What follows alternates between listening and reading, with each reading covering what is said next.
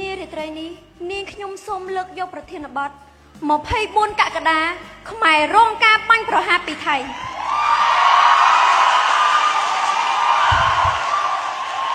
នៅថ្ងៃទី24កក្កដាឆ្នាំ2025ថៃបានបើកសង្គ្រាមបាញ់ប្រហារមកលើប្រទេសកម្ពុជាដែលធ្វើឲ្យវីរៈកងទ័ពកម្ពុជាជាច្រើនបានបូជាសាច់ស្រស់ឈាមស្រស់និងពលីជីវិតនៅក្នុងសង្គ្រាមការពារទឹកដីនៅសង្គ្រាមដែលថៃបានបង្កនោះធ្វើឲ្យខូចខាតនៅផ្ទះសម្បែងប្រជាពលរដ្ឋកម្ពុជាជាច្រើនហើយថៃបានបាញ់បំផ្លាញប្រាសាទព្រះវិហារដែលជាសម្បត្តិបេតិកភណ្ឌពិភពលោកដោយគ្មានញញើតឡើយ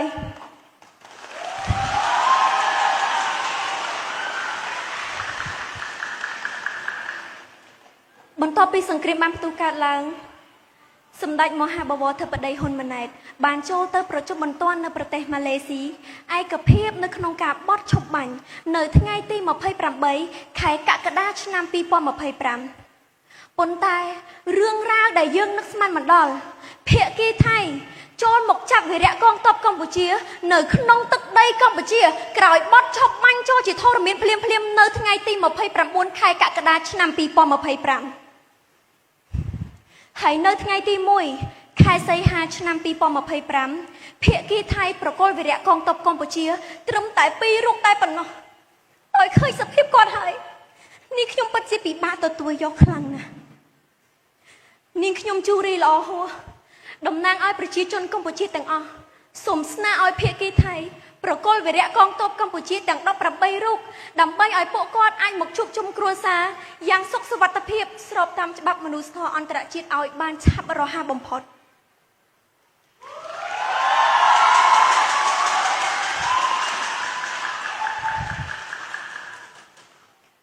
ក្នុងនាមប្រជាជនកម្ពុជា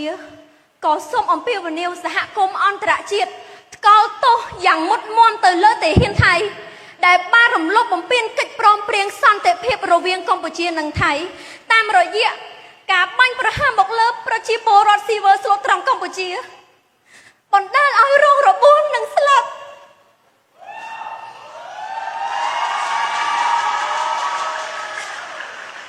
នៅភូមិព្រៃច័ន្ទកាលពីថ្ងៃទី12ខែវិច្ឆិកាឆ្នាំ2025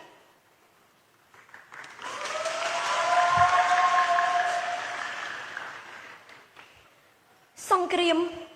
មិនមែនជាដំណោះស្រាយនោះទេការចរចានិងសន្តិភាពទៅជាដំណោះស្រាយដ៏ល្អបំផុតសម្រាប់ប្រទេសទាំងពីរ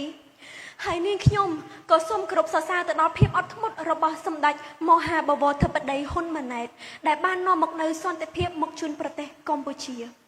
ហើយនាងខ្ញុំក៏សូមគោរពអរគុណទៅដល់ថ្នាក់ដឹកនាំដែលតែងតែខ្វល់ខ្វាយនិងយកចិត្តទុកដាក់ទៅលើប្រជាពលរដ្ឋគ្រប់រូបហើយនាងខ្ញុំក៏សូមគោរពអរគុណយ៉ាងអនេកពីចម្ងាយទៅដល់លោកអ៊ំលោកពូដែលជាវីរៈកងទ័ពកម្ពុជាជួរមុខទាំងអស់ដែលតែងតែខិតខំប្រឹងប្រែងការពារបូរណភាពទឹកដីសូមបារមីបុព្វបុរសខ្មែរគ្រប់ចំនួនការពារឃុំក្រុងវីរៈកងទ័ពកម្ពុជាឲ្យឈ្នះអស់មាសត្រូវទាំងឡាយទាំងពួង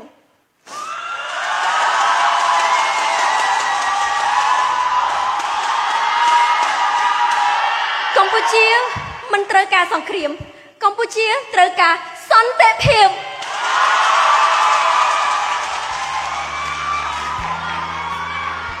Cambodia has always lived in peace, but now fear grows because Thailand started the war we never asked for. We don't want fights, we just want peace. We are not enemy, we are neighbor, as humans who deserve a safety and a future without hate or war.